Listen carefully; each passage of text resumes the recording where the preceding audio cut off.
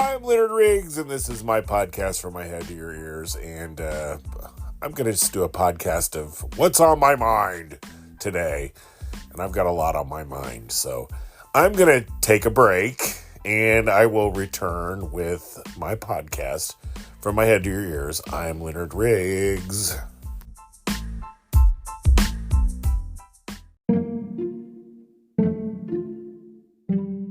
I'm Leonard Riggs, and this is my podcast from my head to your ears. And as I said before, when I get inspired to do a podcast, I have to do it or lose it. So a lot of things were annoying me last few days, and I thought, I'm going to do a podcast. And I hate to be negative, but I'm going to do a podcast on what's kind of stuck in my craw and annoying me right now. And sorry this is negative, but it's really not. I just have something to say, and I've got a forum to say it on, and I'm going to do it because I can. That's why I have a podcast.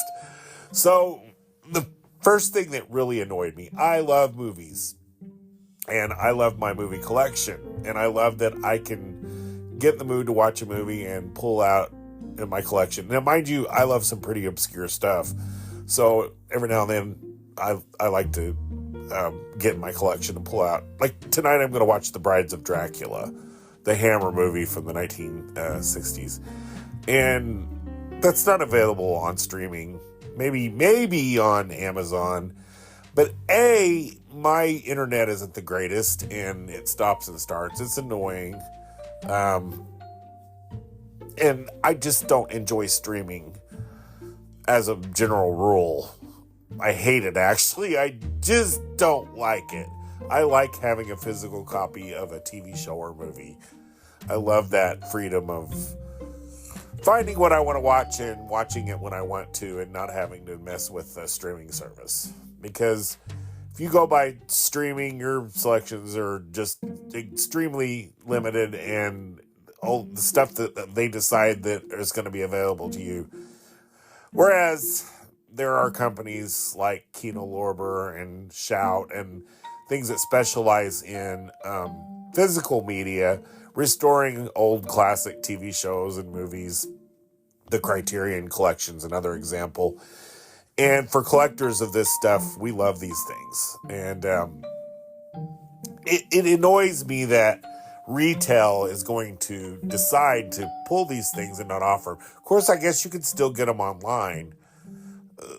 For instance, a good example of this happening before to me as a collector, I love to collect vinyl records. I absolutely loved vinyl records.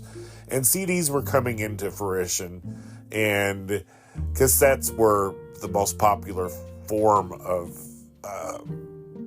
consumer music at that time. So something had to go, so vinyl records went, like by way of 8-tracks, which, by the way, for those that collect 8-tracks, I'm sorry, but 8-tracks tape were awful. 8-track tapes were just ridiculous, and I did not like them. They didn't sound good. They interrupted your songs, and you had to go to the other track, blah, blah, blah. But if you collect those, that's great. Like I said, I did a podcast called We're All Geeks About Something. If you love it, great. But as far as I'm concerned, it just not for me. But anyway, I love vinyl records, and I was just starting my collection because in the early 90s, or whenever they pulled them, it was the early 90s, I think, late 80s. I had just started to really get into it, and literally overnight, Walmart and the other retailers pulled all their vinyl records and quit selling them. So I hadn't discovered imports at this point. So I switched to CDs because I absolutely hate cassettes. I never had a cassette that lasted. So I enjoyed the CDs, and they sounded good, blah, blah, blah, all that. But it annoyed me that the fact that I had to quit collecting because I couldn't get them anymore. So here we go again, years later, with physical media, and I've upgraded to a Blu-ray, and I have a high-def TV, and I love companies like Kino Lorber and Criterion and Shout, and these people that are restoring movies. Kino Lorber is a great example of restoring kind of older, obscure titles. And I love that. But now Best Buy and Walmart and all these are deciding they're going to Best Buy is pulling all physical media off their shelves. You won't be able to buy a DVD anymore. But to your average consumer, I think they like streaming. But to me, streaming, your selection is so limited that you're only going to get what they decide that you can watch. I want to watch The Brides of Dracula, right, tonight. And I'm going to watch it. It's not obscure. It's an old Hammer movie from the 1960s. It's in my collection. I have it on Blu-ray. I can just watch it because I own it. And another thing, if you stream movies, you can buy stream movies, but you don't own it. It's a limited license, and after so many years, it's going to be available to you. So you can't go back and say, oh, look what I found. I'm going to watch this movie. So I don't like streaming, and my internet sucks. So it stops and starts. So anyway, it just irritates me that I don't like that kind of control over what I like and what I choose to like. I was talking to a friend about, I'm going to go back to music for a minute. I was talking to a friend about how the music scene changed overnight in the late 80s, early 90s to grunge. And there was a video program on WTBS late at night called Night Tracks where they showed videos all night. In the 80s, it was my go-to because I didn't have MTV. And MTV was more rock and roll anyway. I liked pop music. And every Friday, Saturday night, I would watch all night. I would watch Night Tracks and watch all my favorite music videos. And literally in the early 90s, one night they said, we're changing our format. And they went to alternative music and grunge. And it was just, I was like horrified. I was like, this is horrible. And again, I was being limited because I couldn't get what I wanted anymore. I was being forced to watch this crap, and I didn't. Luckily, I discovered a collector's magazine called Goldmine, which I think is still in publication, where they sold imports. Now, mind you, I had just switched over to CDs from albums because of vinyl albums because you couldn't even find vinyl albums at this point. You know, they weren't producing them at this point even. So vinyl had just disappeared after all these years of, years and years and years of being offered readily to consumers. So that's how they get you. They just quit making them and they force you into finding something else or finding the format that they want you to use. So anyway, I found Goldmine, and I found CDs that I couldn't get in the United States because they weren't popular. All of a sudden, I could get imports, and my pop music sensibilities in Britain in the late 80s, early 90s, production team of Stock Aitken Waterman were very popular. They did Rick Astley and all those, and I like that kind of fun pop music. And Kylie Minogue. Well, Kylie Minogue was big all over the world, but in the United States, she just never achieved the popularity she achieved in the rest of the world. She was as big as Madonna and overseas in Australia, her home of Australia and all that. But I found Goldmine, and I found that I could buy a lot of her albums that weren't being released in the United States. And all of a sudden, my world was opened up, and my gosh, I got credit cards and I was buying stuff left and right. And then Olivia Newton-John, after a little hiatus, started releasing stuff, but she wasn't getting released in the United States. So you had to buy her on import. And then I found out a lot of her older albums you could get on import on CD that you couldn't get in the United States. Again, being limited, but I found imports were my savior. Now with videos, sorry I'm all over the map here. With videos, you can't buy a movie overseas and play it on your U.S. Player because they have different formats than we do. In the United States versus Britain, there's a different format. The British go by PAL, the PAL format, I think. And the United States is, I have to look it up. My brain's, normally I would be able to tell you. Oh, shoot. It's hard to see. Oh, it's not on here. Well, we just have a different format in the United States than they do overseas, and they're not compatible with your operational systems here in the United States. So, yeah, I can't find it. I'm usually more knowledgeable about this stuff than I am right now. Well, crap. Well, anyway, I'm not going to waste my time looking that up. Maybe in the next segment, I'm going to look it up real quick. Anyway, you can't buy an import movie and play it on a United States. Sorry, my cat just jumped on my stomach. Thanks, Kira. You can't, they're not compatible with your system. So you have to watch that when buying movies. Sometimes you can get a movie that's open to all formats. Zero region. I think we're defined by regions in the video industry, in the physical media video industry. But, so anyway, I'm going to take a break, and I'm about ready to choke, I'll be honest with you. I will be right back. I'm Leonard Riggs, and this is my podcast, From My Head to Your Ears. I will return in a moment.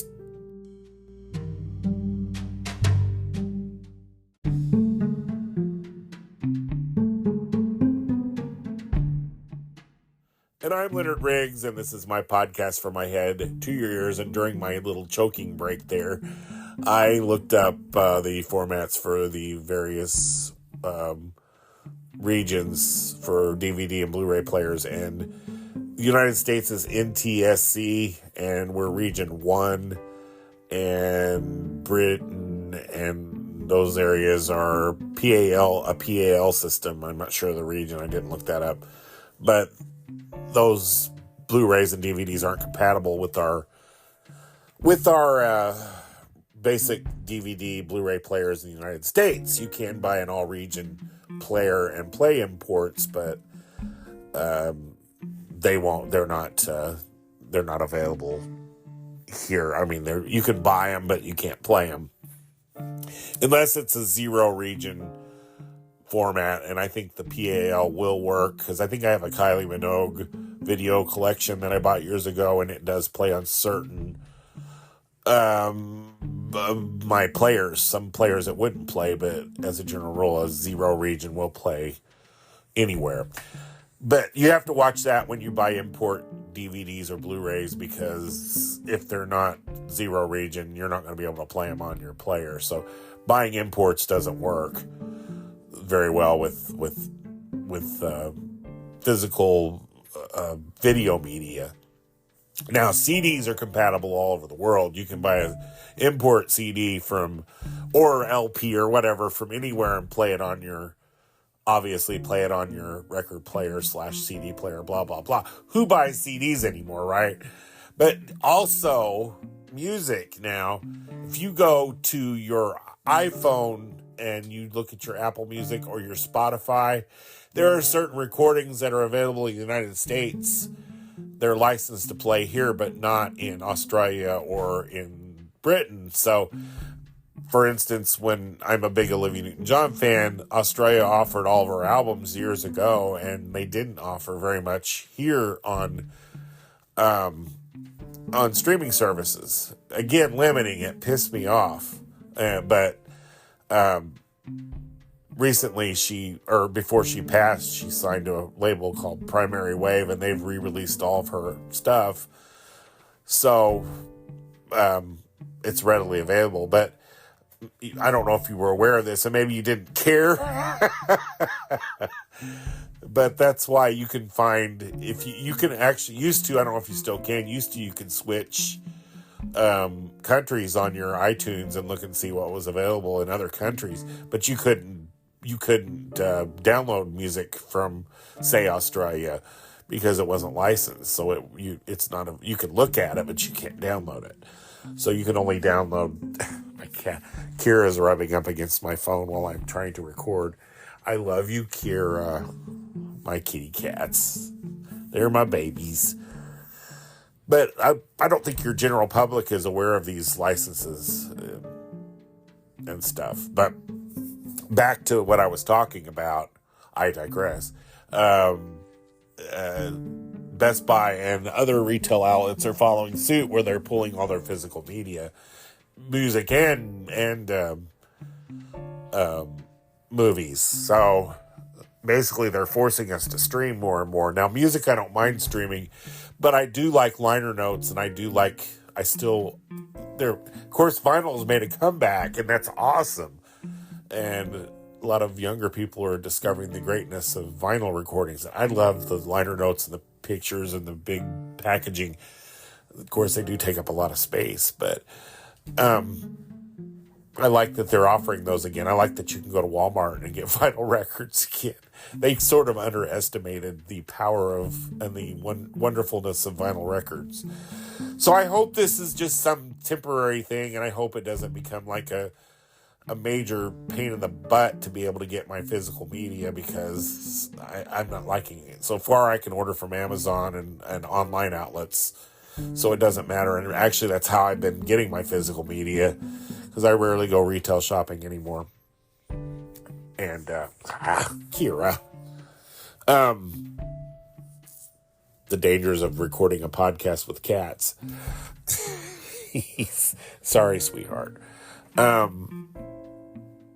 But I just, as a collector and me being a movie geek, I just find it disconcerting that they're going to try to force you into streaming. I just hate streaming. It's just a pain in the butt. Very limited selection of movies and blah, blah, blah. Well, I'm going to take a break, and I will talk about more of what's bugging me after I take this little break. I'm Leonard Riggs, and this is my podcast. From my head to your ears, Kira, settle down. I'll be right back.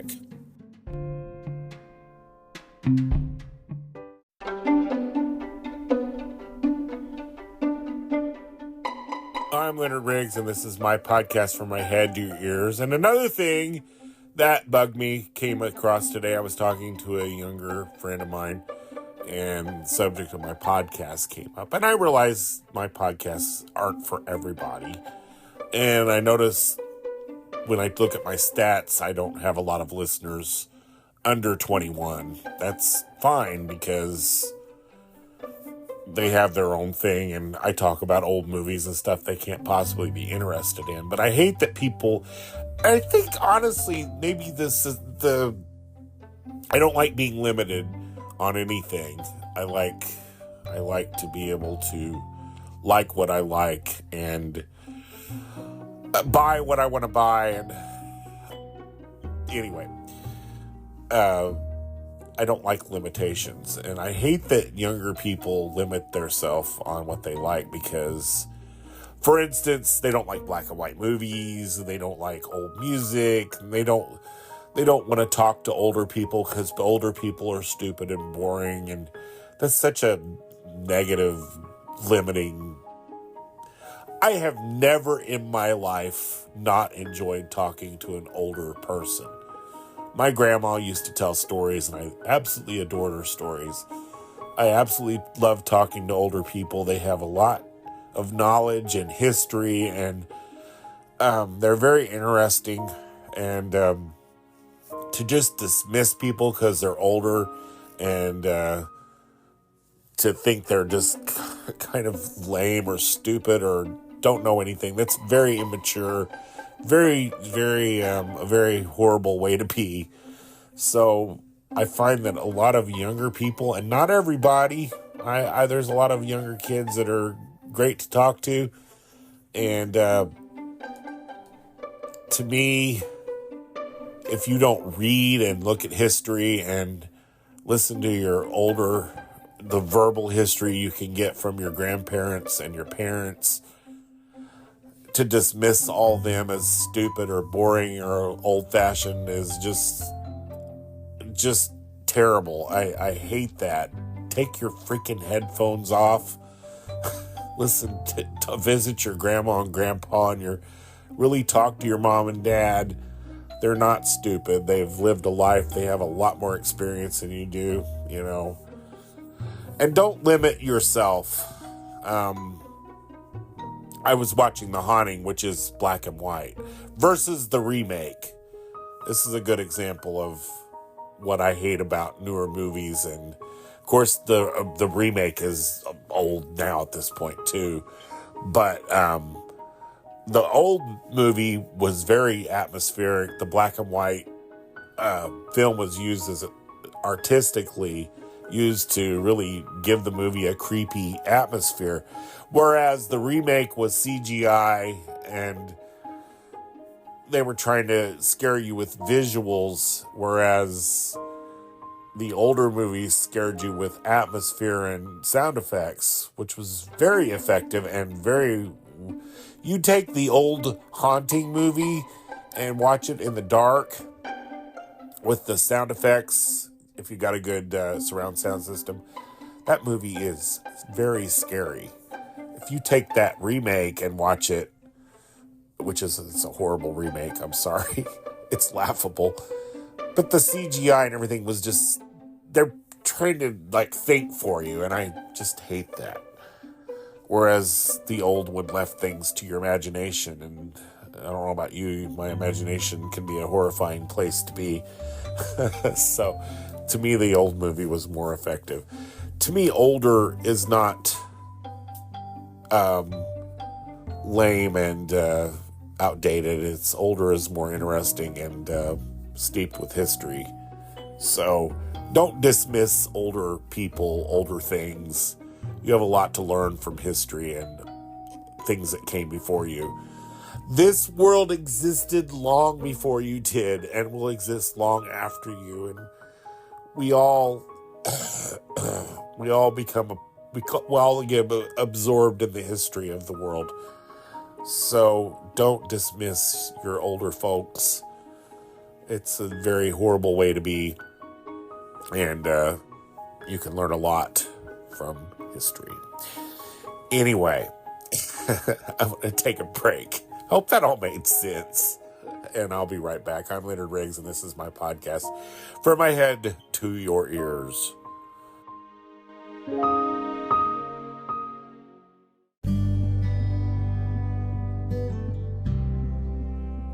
I'm Leonard Riggs, and this is my podcast, From My Head to Your Ears. And I was talking about younger folks and being not appreciating their older parents or their older grandparents or whatever, and dismissing people because they think they're old and lame. But I had a coworker a while back who I like, but he would come to work, put his headphones in, and stay in the back. And when I would try to talk, everything I said was stupid or a joke, and I was just this silly old man that he worked with, that everybody knows Leonard, what a silly, irrelevant, retarded, pardon that word, that's a terrible word, but retarded person that has nothing to offer the world. And it bugged me so bad. I could not make a connection with this person. And it bothered me because I thought we couldn't even really joke. And he was fine with that. I just had no use for him. He had no use for anything I said. And as a matter of fact, I asked him if he would listen to my podcast. He liked podcasts, and he just looked at me like, why would I listen to your podcast? So I was very much, I thought, this is kind of a crappy thing. And it bothered me because I pride myself in making friends at work and long-lasting friends. Just could not connect with this youngster. And boy, I do sound like an older grandparent here, youngster. But it's true. I thought, oh my God, one of my best friends in the world is in her 80s. one of my former coworkers, and then I have another friend that's in their 70s. I love talking to, and they're not older people, they're just people with experience. And I love talking about things that are, I love their history and I love their stories. Like I said, I love talking to my grandma and my mom and dad, and my dad had stories about World War II, and they were not just throwaway people. Honestly, just I think the whole thing that bugs me about everything, including the movies and everything, is just the fact that my world is being dismissed because it's no longer, what's the word I'm looking for? It's no longer, relevant. And because it's, streaming's better. No, streaming is not better. So anyway, I guess I'm feeling a little old and depressed, and it's winter, it's January, and it's gloomy, and it's cold. The holidays are over, and I've got a little bit of holiday depression. So sorry for this depressing and negative podcast, but hopefully what I'm saying is getting through to somebody, and not that I have any young listeners that think I'm very interesting, but by chance, if there's one that's listening, appreciate things that came before you. We have a lot to learn about history and old movies. I tell you what, thank God for Turner Movie Classics, because they're keeping the old movies. There's silent movies on right now. Not my cup of tea, but silent movies are almost, some of them are 100 years old, and they've restored these movies, and I'm watching images from 100 years ago. Isn't that amazing? I just think that is the coolest thing ever. And like I said, although silent movies kind of don't keep my attention like soundies, but even the soundies are approaching 100 years old. So, yeah. Like I said, those movies, when I do my horror film marathon, when I watch Frankenstein and Dracula, the Bela Lugosi and Boris Karloff versions, those movies are very close to being 100 years old, and they've restored them, and they're pristine, and I just think that's awesome. I think that we can look at visuals and sound from almost 100 years ago is an amazing thing and a wonderful thing. So there was a great I'm a big fan of the movie The Uninvited from 1944 with Ray Milland and Gail Russell, and there's a great documentary on there, and it talked about how, of course, it's a ghost movie, and how actually film watching these old movies and with sound and visuals, and how you're actually looking at kind of ghost images of these people that are long deceased in their prime when they were youthful. It's a peak. I mean, it's too bad we can't look back at like George Washington times and see how people moved, and I don't think photographs aren't available of George Washington. Obviously, we go by paintings and stuff. But we live in an era now where everything's so recorded. And like I said, I've talked about this before too, like the Brady Bunch is 50 years ago. And when I was a kid, the Brady Bunch was new, and 50 years before that were those silent movies. So here, kids today can watch the Brady Bunch in full sound and visuals and get a feel of what it was like in those times through visuals. That we didn't have that advantage when I was littler. So kids, you have the world at your fingertips right now. You have the ability to listen to music and movies that are approaching 100 years old, whereas I couldn't do that even when I was a child. So it's an amazing thing to think, and when these kids are old, how everything is very well documented. And even with social media and everything, we take pictures all the time. Since it's so readily available, it's just a common thing. So everything can be documented. I was also reading too, and this isn't stuck in my craw, but it was an interesting little, I guess, meme on social media that I saw, that we all, in 100 years, we're just a photograph in someone's photo album or a photo on the wall, and long forgotten, and nothing we have really matters to anybody. And so if you have the ability to record yourself and be historically available. I don't know what I'm trying to say here, but the fact that a kid could, find a video of me in 100 years and see how I sounded and how I looked, and if I'm talking about what mattered to me, that's fascinating. I think my podcast has run its course because I'm getting tired and I'm starting not to make sense. So I'm going to end this after a break, and I'll be right back. I'm Leonard Riggs, and this is my podcast, and my cat just jumped on my stomach again. Kira! So I'll be right back.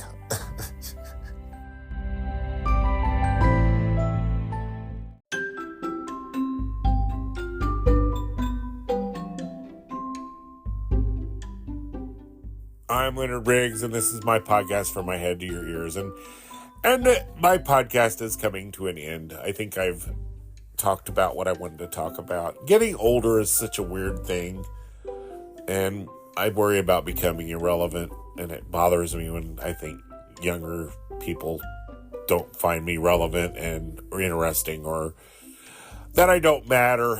I'm 57 years old, and I've lived in this world for 57 years. And I've experienced a lot of things, even though I'm not the most worldly person that you would possibly know. I have lived a life, and I have a story to tell. And that's why I like this podcast, because I can tell my stories and I can put it out here. And if it's not your cup of tea, that's great. But just don't dismiss me. Don't do that to anybody. Don't be dismissive of people because of their age, or it's just, don't limit yourself. Learn from your older folks. They're very interesting people. And be kind to your grandparents and your parents. They know more than you think they know. Trust me. So with that, I am going to bid you adieu for this week. And sorry, my podcast is a little late. I actually was I have a very bad holiday depression. I don't do well after the holidays. And finally I had enough creative juice to record a podcast. So thank you for listening. I love that you listen, and I enjoy your comments, and I also enjoy feedback. If you would like to, I don't really have it set up to where you can leave me feedback, but I enjoy the comments when people come in and tell me they listen. And if you're listening around the world, that is so cool. This is why I podcast. And anyway, I'm Leonard Riggs, and this is my podcast, From My Head to Your Ears. Thank you for listening, and I will be back with another podcast very soon. Goodbye.